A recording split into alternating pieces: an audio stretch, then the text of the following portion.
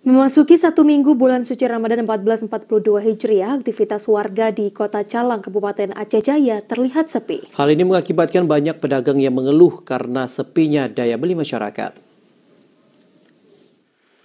Sepinya daya beli masyarakat terpantau di sejumlah pasar seperti Pasar Sembako dan di Pasar Rakyat yang berada di Desa Gampong Blang, Kecamatan Krungsabe.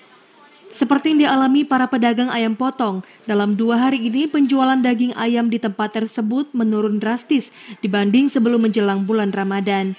Di pasar ini, para pedagang sangat mengeluh atas menurunnya permintaan ayam di kalangan masyarakat. Akibatnya pendapatan dari penjualan ayam juga menurun. Mustafa, salah satu pedagang, mengungkapkan memasuki bulan Ramadan tahun ini, permintaan ayam menurun di kalangan masyarakat. Bila hari biasanya laku 40 hingga 50 ekor per harinya, di bulan puasa ini hanya laku 10 ekor saja, sehingga pendapatan yang diterima dari hasil penjualan juga menurun.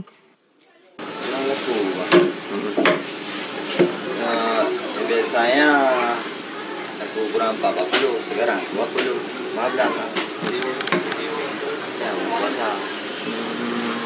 Mungkin perlu nanti uang untuk lebaran. Hal yang sama juga dirasakan oleh para pedagang ikan di pasar ini. Hal itu seperti yang diungkapkan oleh Safri, penurunan daya beli masyarakat terjadi bukan hanya terjadi saat bulan suci Ramadan, namun hal ini terjadi saat pandemi COVID-19 terjadi di daerahnya. Menurutnya, harga ikan di daerah Calang tidak terjadi penurunan, malahan merangkak naik. Namun daya beli masyarakat saat ini terasa sepi dibanding sebelum pandemi COVID-19 melanda. Pengaruh. Pengaruh. Kadang-kadang kayak kongkol itu 16.000.